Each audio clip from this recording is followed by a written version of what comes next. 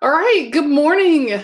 I hope you guys are having a great session already. I am so excited to talk to you all about LinkedIn this morning. Just to set a little bit of a tone and some expectations about LinkedIn, you cannot have a LinkedIn account until you're 16. So for those of you who may be on the call or on the conference that are a little bit younger, you'll have to wait. But when you're 16, I personally believe there's huge, huge, huge value into going ahead and creating a LinkedIn account.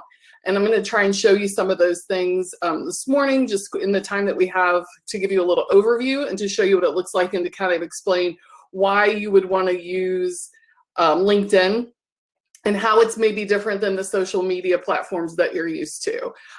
Just to give you a little background about myself, I spent 10 years working for the world's largest company. I taught high school for 8 years, and I taught undergrad at the college level for about 8 years, and now I work for a graduate program. And the one thing that's been consistent through all of that is one thing I've noticed with Generation Z.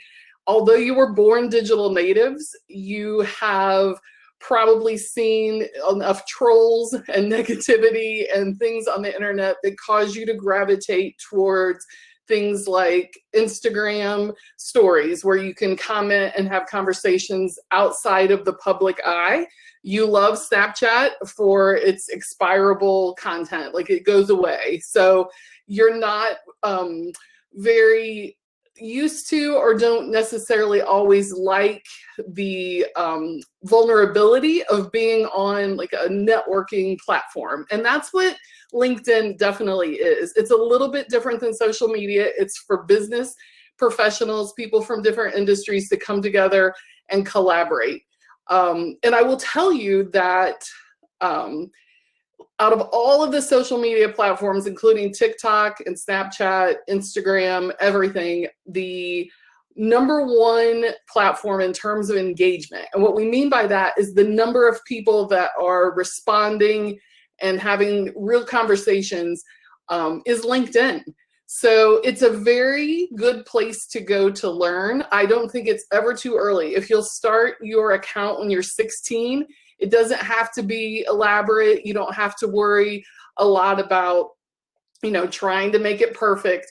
One way that it is different is that you should really only be looking for very good contacts or connections of people that you know really well. This is not a place to go have thousands of connections and try and connect with the most people as possible, because these are your future people that you will get a hold of to help you find jobs or internships. They're people who will serve as a recommendation or a reference for you. So you want to make sure you're very intentional about the number of connections that you make. And it's fine to get on LinkedIn and only have a few connections. There's lots of ways, and I'll show you some of those today, to take advantage of LinkedIn without connecting with a lot of people. It's going to look very different than the social media that you're used to. I think it's probably a really good idea to not even start to call it social media. Think of it as just a networking platform. And one of the things that's nice about it is if you start it when you're 16, you have your own URL. You have your own way of giving people your contact information. If you're at another conference, hopefully in person someday, if you start having internships and doing things in the industry that you're interested in, you'll already have that.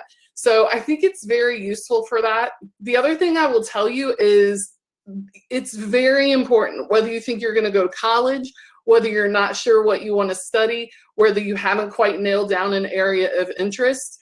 I think it is so important to be as much a student outside the classroom as it is inside the classroom. And becoming a student of the industry, like understanding people that are doing jobs that you find interesting or are working for companies that you've heard of, in a way to find out, did they go to a four-year college? Do they have certifications? What's the newest trends happening, especially after a pandemic? What does the hiring look like? When you take a look at internship opportunities, what kind of qualifications are they looking for? How often do they hire? When do they usually come around? A lot of times, even for summer internships, those are being posted in February. So it's just a good idea to get familiar with this, even while you're in high school. If you'll just spend like an hour a week, I think it's a great place to go and do searches and keep in touch with the industry and kind of see what some of the trends and things happening are. The fact that you are interested at all in technology means that you have already found a place of interest in the most ever-changing, it's growing exponentially all the time, and one of the most exciting areas to be interested in, but you really have to stay current with things. And I think that knowing trends in industry, you can do a lot of that on LinkedIn. So I'm gonna share my screen and let's take a look at just some of the things that you can do with LinkedIn, different things that you can research and things to look at. This is what it looks like when you first log into LinkedIn. I have a news feed, just like you would say on Instagram. You have some of the similar ways of engaging with people's content. I think that's great. You can follow people. Like I said, you don't have to necessarily have connections with folks, but if you just want to take somebody like Craig is someone that I know. You can see here, Craig is my first connection, which means he and I are connected. We can message back and forth, but Craig has a really great career. He's also interested in hockey. It's kind of fun when people put something personal on here and you kind of get to know them a little bit. So you can learn a little bit about Craig. One of the interesting things is you can take a look at the company that Craig works for now by clicking here and learning about Lumen. You can take a look at other jobs that he's had and the experiences, like what does being a division vice president in Lumen Technologies look like? And you can see what he does.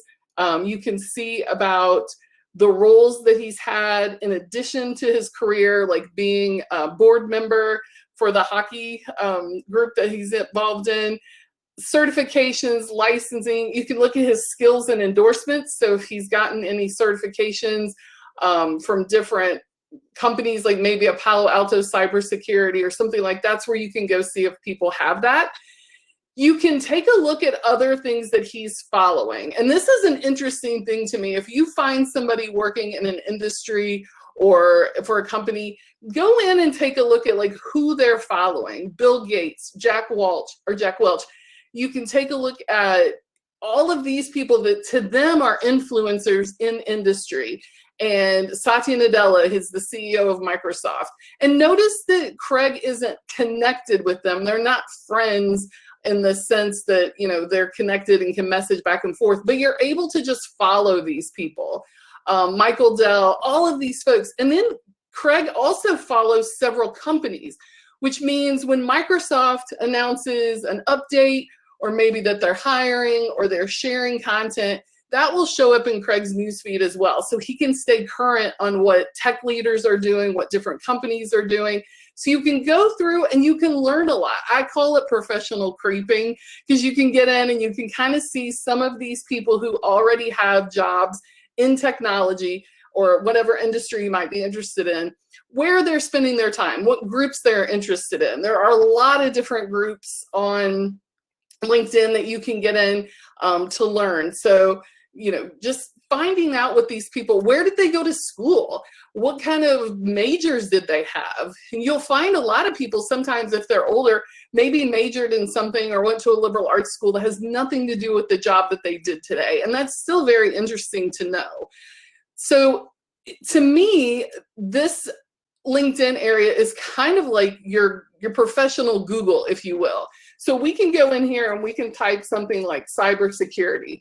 I can search for jobs. I can search for people who have cybersecurity listed in their profile as their job, or I can search in groups.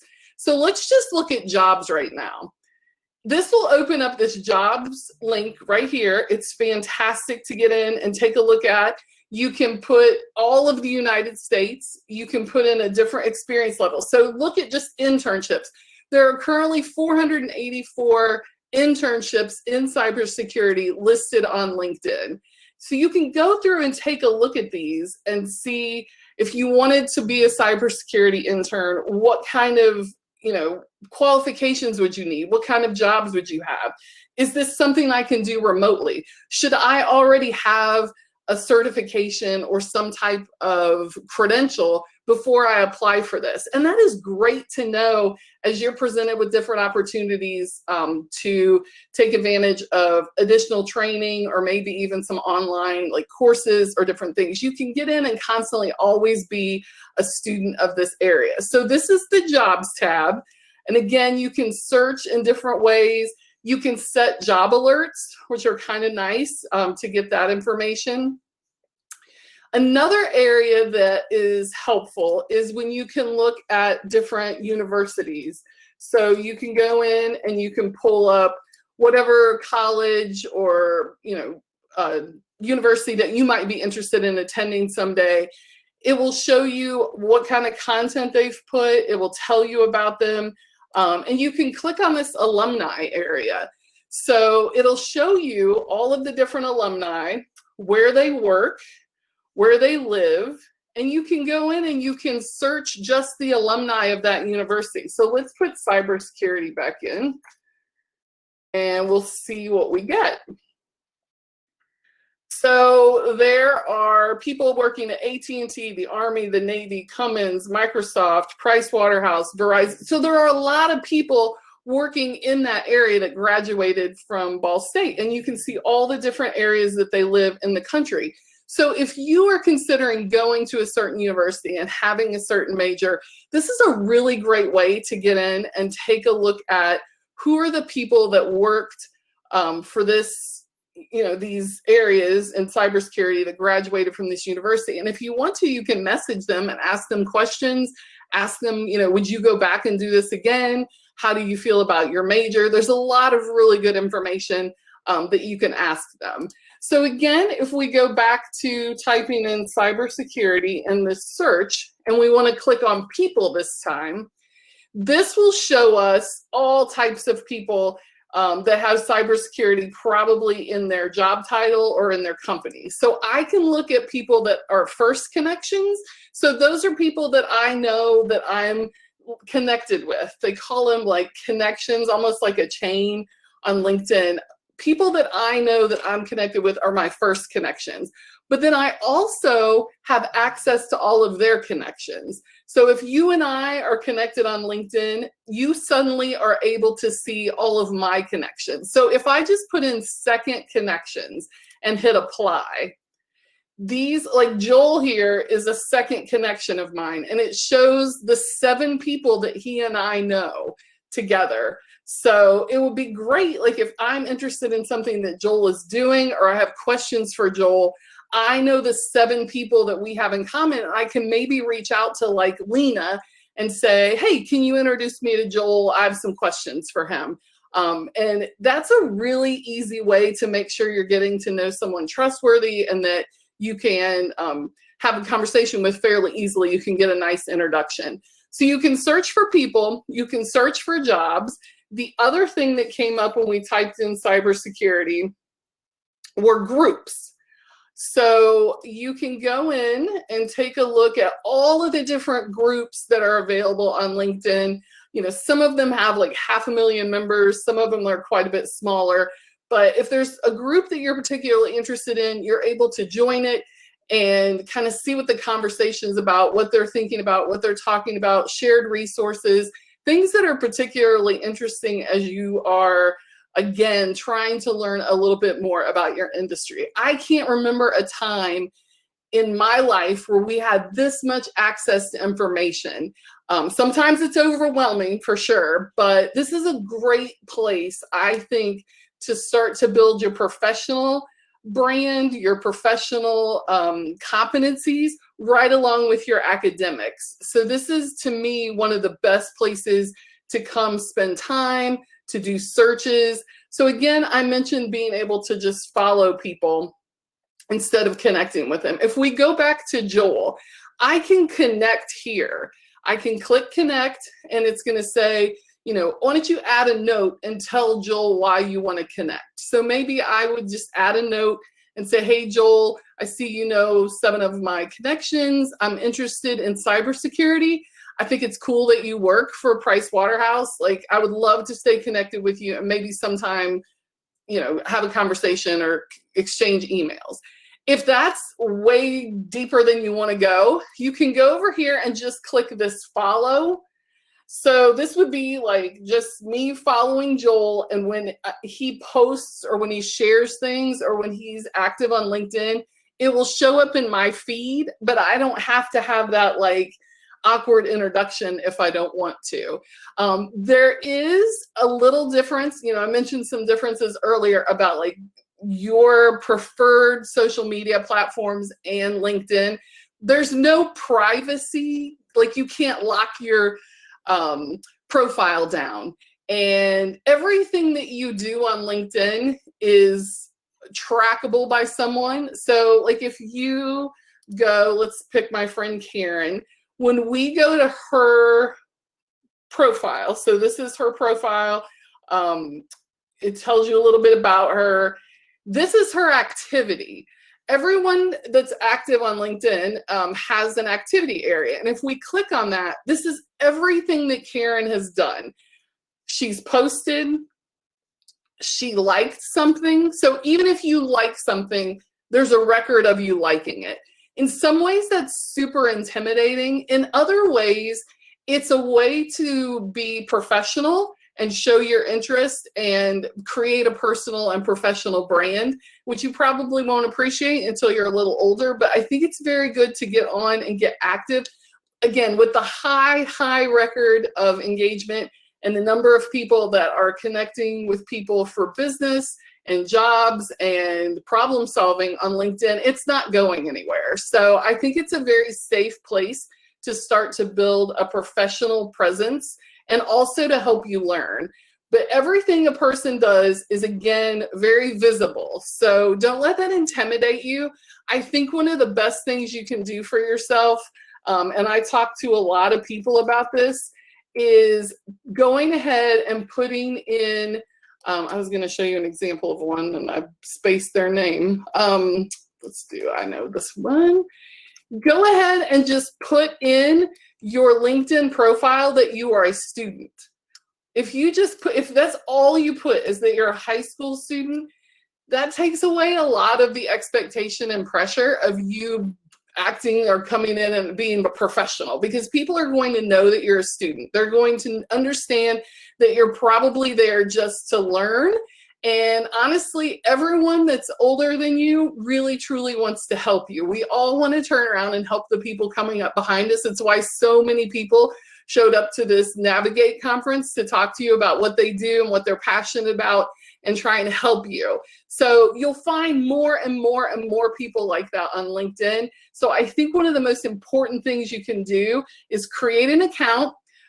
Make sure you have a good picture, which you can take that up against a wall with the portrait mode on your phone. It doesn't have to be anything too specific. Just make sure people can see your face. So put up your the fact that you're a student and just try it. And you can go in and just follow people. People have very realistic expectations when you show up as a high school student just wanting to learn something. They're not going to think much of, you know, if you're not contributing to the conversation or whatever that looks like. But I think it's a great place to go to learn about all the different options and things that you have. So we talked about industries, we talked about groups, we talked about going in and looking at profiles and different people that might be doing jobs that you want to know more about their majors. Did they go to college? This is a great place just to even ask people, you know, should I get this certification or should I go to a four-year college? What do you suggest with what you know about the industry? Because I'll tell you, your teachers and even college professors do a great job trying to stay current with everything going on in the industry. But big companies and organizations buy all sorts of data, and they belong to associations and organizations, and they understand trends and what's coming. It's their job to know those things. So it's great to get onto a platform like LinkedIn and stay in touch with people. So it's going to feel different. It's not going to be like super fun. It's going to be like a little bit of awkwardness because it's not the behind the scenes kind of real casual social media platforms that you're used to. I get a lot of people too that don't like social media, like they don't have social media accounts and they look at LinkedIn as just one more social media. I would love for you just to throw out the word social. Think about it as professional networking, a professional platform. There's no other way, especially in a pandemic, you could show up anywhere and wear a sign that says I'm a student, and make sure that the people that you're talking to and interacting with are people that can help you for your future and answer questions about things that are of interest to you. But you can do that on LinkedIn. So I think it's a very safe, very positive place to be. There's not a lot of negativity. There's not a lot of trolls. You do not see people like doing anything that's other than really supportive is what I see when I'm on LinkedIn. And it's actually quite nice. So I'm going to stop sharing for a minute and see if we have questions or anything that I could help you guys with. So if you have questions, if I didn't cover something fully, drop it in the chat. Nicholas is asking, would this be a good thing to put in my Stack Overflow account for a reference? Well, I don't know what a Stack Overflow account is, but in terms of would this be good for you in any way, shape, or form as a professional? Yes. 600 million people in the world are on LinkedIn. So I think this would be great. I think having a LinkedIn account, and that's one thing I didn't show, is there's a place to go get references or recommendations. And I can tell you as a former high school teacher, when students would come ask me for a recommendation, I mean, I can write you a letter, we can print it as a PDF, you can have it, but there's something better about having your reference or your recommendation out there for everyone to see. Lizzie's great question, Lizzie. What are some of the most common mistakes or pitfalls you see? So some of the most common things I think is, and we're going to go back to trust a little bit, is not having a LinkedIn profile picture that you can see. A lot of times, and I've had this a lot, I've had athletes, even at the college level, I had a young man who was a pitcher. So he put a picture of him on the mound from about, I don't know, half a football field away. I mean, he looked like a little teeny tiny, blip on the screen. It's great that he was a pitcher. It's great that he had an action shot, but that is not the place to go to do a LinkedIn picture. So I think having a really good picture, remember this, like there is power in being a student when it comes to showing up, asking questions, wanting people's time. So I think one big pitfall I would stay away from is trying to show up as anything other than a student. Because to me, saying that I'm a student is going to get you more help, more attention, more care from all these really busy working professionals.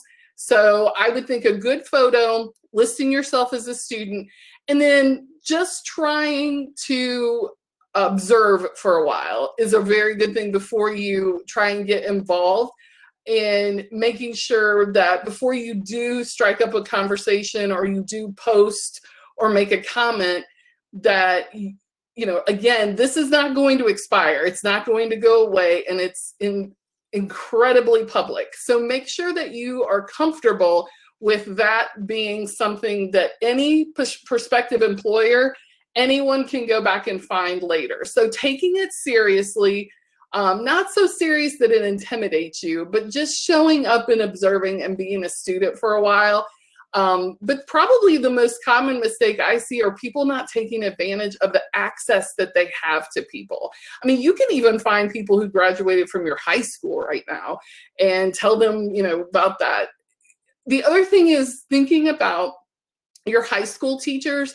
There are certain industries that LinkedIn is really good for. I'm not sure high school teachers. I know when I was a high school teacher, I was only on LinkedIn because as I left business.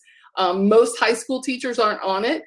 Talk to working professionals. Get on and watch it yourself. Don't just take a look at some people in your life and be like, well, they're not on LinkedIn. I don't think I'm going to. because LinkedIn continues to grow. A few years ago, Microsoft bought it, and it has just continued to grow. And I think it's a place to go. Just try and be comfortable with being uncomfortable and get used to it being different. So that's probably some of the more common mistakes, but you really can't go wrong just showing up and learning. Alex is asking, how often do employers look at LinkedIn? Alex, this is a great question. I'm going to share a story with you quickly in the time that I have left. When I was teaching undergrad, I was teaching sports marketing, and I took students down to the Indiana Pacers to visit their front office. And one of my former students works for the Pacers, and she and her boss came in and they were presenting to my students. And I asked, like, why did you hire Taylor? I thought it was very interesting to know why Taylor got hired. So her supervisor said, well, we get sometimes over 1,000 applications for one job. 1,000 applications for one opening. So without taking up a ton of time, how did they figure out who they're going to interview? They picked 10 resumes to look at of people that had applied. As they were looking at their resume, each one got typed into LinkedIn. And it was using LinkedIn to determine which of those 10 top resumes. I think they had over 600 for this particular job. So Taylor was one of 5 people out of over 600 that they brought in for an interview. And the man said it in front of my entire class. It was her LinkedIn profile and the fact that she was actually connected to the people that we had in common on LinkedIn, because he was able to call them. Other things that employers do is they will look for keywords when they're looking for people. So there's a whole nother side of LinkedIn that's for employers, and it works like a big giant database. They can go in and type different search terms, and they pay money to get access to profiles. So one thing you can put in your profile is that I'm looking for a job, and you will show up in these searches. So it's very, very, very important as you get into the working world and you're a professional that you keep all of your LinkedIn settings as well as your information up to date, because they will take a look at that. Isabel is asking, what are the most prominent industries on LinkedIn? I think the ones that are slow to grow, I would say all of them right now. The ones that are slow to grow are like the medical profession, teaching, any real service industry, which I guess during this pandemic, we're calling them frontline or essential. Those folks are usually just so busy, they don't have time for professional networking. But technology, the thing that I love about technology is, and I work for a graduate degree in this area, is that we have access when, you know, they're doing a conference like this, a one-day conference on cybersecurity or data breaches, logistics, supply chain, any of that. Even in Singapore, we are able to see what topics they're having, what speakers they're having. We know about it. We wouldn't have known about that. Or different opportunities, and keeping in touch with all different people in the industry. So many, many, many industries are using this a lot. It's really good for salespeople and consultants and people that are out looking for new businesses. Fatima asks, can you link your resume to LinkedIn? Honestly, LinkedIn is your resume. If you go down through and enter in all of your experiences, all of your skills, you can actually put more information on LinkedIn than you would a resume. And this is an example. So I worked in the business world, and I've also been a teacher. When I'm applying for a job in the business world, they don't really care what I've taught in class. And the same goes for when I'm applying for a job in education. They really don't have that much of an interest on what I did out in the business world. So I kind of omit those things based on what the job I'm applying for is, but I always leave them on LinkedIn. So LinkedIn is actually more robust and more informative for people. Like when we went to Craig's site, to his profile, and we noticed that he was interested in hockey. That probably wouldn't show up on his paper resume, but we can go to his LinkedIn profile and we can see the things he's interested in. He can add a ton more information. If he speaks another language, that might be on there, where he might not put it on the resume because it doesn't have anything to do with the job he's applying to.